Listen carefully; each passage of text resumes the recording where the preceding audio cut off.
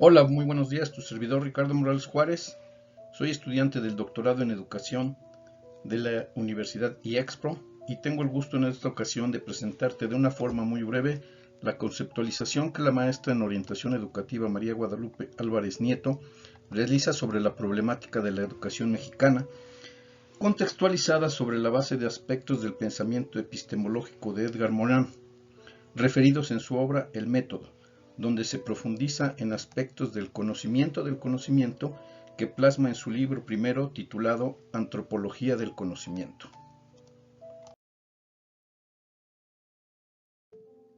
Los aspectos que desarrollaremos en esta presentación se refieren a una breve descripción de Edgar Morin y su legado, los resultados del último reporte de la prueba PISA realizada en México y posteriormente se tratarán los aspectos de cómo el pensamiento epistemológico de Morin al respecto del conocimiento se aplican en aspectos de la educación en México. Al final te expresaré mi postura personal sobre este tema tratado. Edgar Morin nace en París en 1921. Estudió la licenciatura en Historia y Geografía, así como la licenciatura en Derecho. Es un filósofo y sociólogo. Su nombre de pila es Edgar Naum. El sobrenombre de Morin lo adopta de forma casuística y por un dejo de seguridad. Morin fue aficionado al estudio, a la aviación y el ciclismo. Se inició en el Centro Nacional de Investigación Científica de su país y sus aportes a la transdisciplinariedad, la cibernética, la teoría de sistemas, la informática,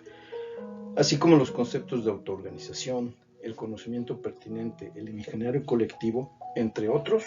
fueron la fuente para proponer la epistemología de la complejidad. Estos pensamientos han impactado en todos los ámbitos y de manera crucial en la educación, la interpretación de la sociedad, la política y en general de la comprensión de la vida actual, donde la complejidad nos traslada de la vida y el vivir a la construcción del futuro y a la búsqueda de las soluciones a los problemas que se nos presentan.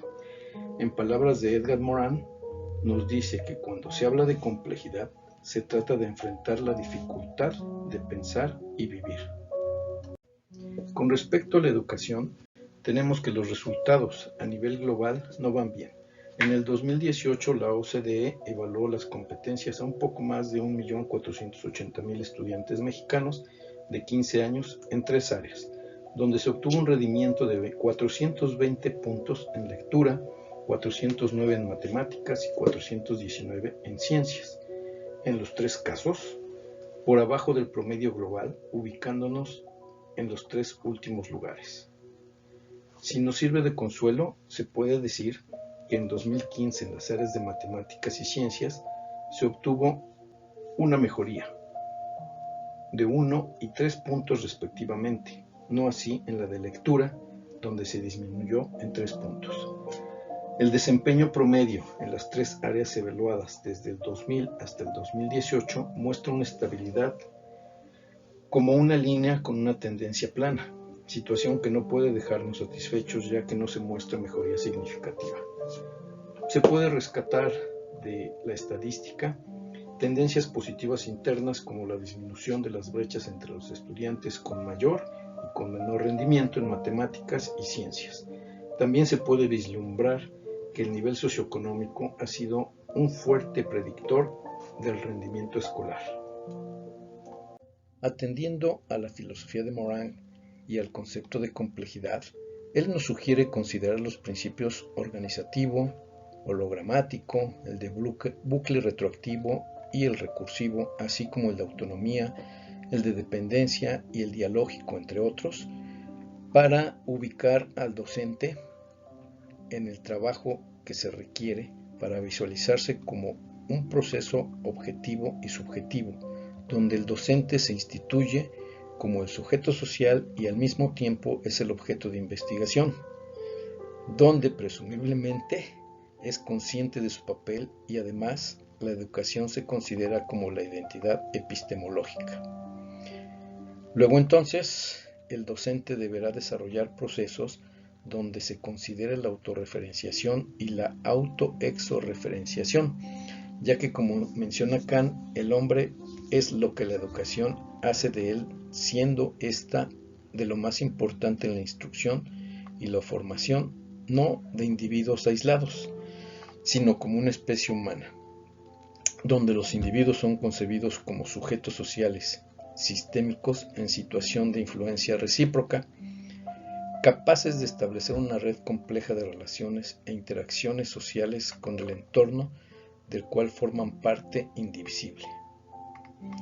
En otras palabras, el docente siempre está inmerso en la construcción del conocimiento. En cada clase aprende, de cada alumno aprende y a la vez enseña.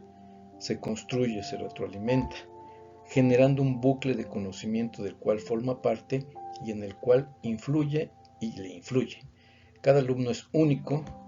y sus experiencias en el entorno social en el que se desarrolla permiten al docente tener nuevas experiencias en la generación de conocimiento junto con sus experiencias propias. Otro aspecto a considerar dentro de las teorías de Moran es la fragmentación, lo cual aplicado en el ámbito educativo se puede considerar desde lo meramente procedimental hasta lo filosófico y epistemológico. Para el primer punto se tiene la fragmentación mediante el establecimiento de horarios, niveles educativos y currículas dentro de cada nivel, materia o ciclo escolar.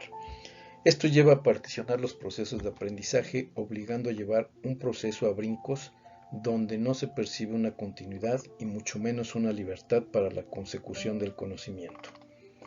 Por otra parte, se tienen las viejas formas de enseñanza donde el maestro es el único que tiene el conocimiento y éste llega hasta donde él conoce su conocimiento, convirtiendo el aprendizaje en una mera transferencia de conceptos y reglas, lo que limita a los alumnos a avanzar en nuevas formas de aprender para aprender nuevos conocimientos. La otra dimensión corresponde a considerar al ser humano como una unidad que es a la vez físico, biológico, psíquico, cultural, social e histórico, y que como tal es esta unidad compleja de la naturaleza humana la que se desintegra en la educación a través de las disciplinas y que imposibilita aprender lo que significa ser humano. Es decir, enseñar la condición humana concibe la educación como un proceso sistemático, dinámico y cíclico que establece la proporcionalidad de los saberes y condiciona que el mundo ha de estar siempre generando conocimientos por medio del aprendizaje. Ante los cambios, las ciencias han hecho adquirir muchas certezas, pero de la misma manera nos han revelado innumerables campos de incertidumbre.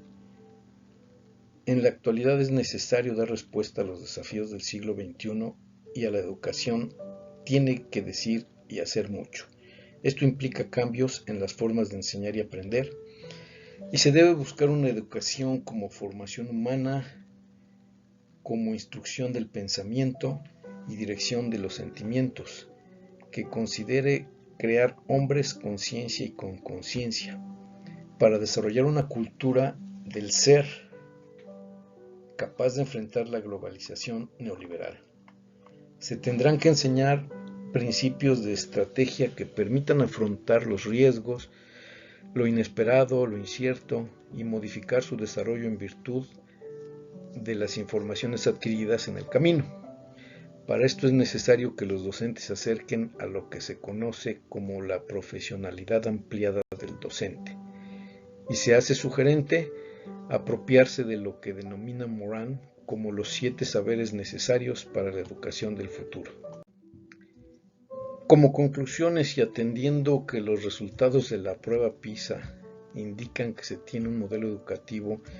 en sus diferentes ámbitos que no procuran una educación de calidad, se tiene la tarea urgente de mejorar los indicadores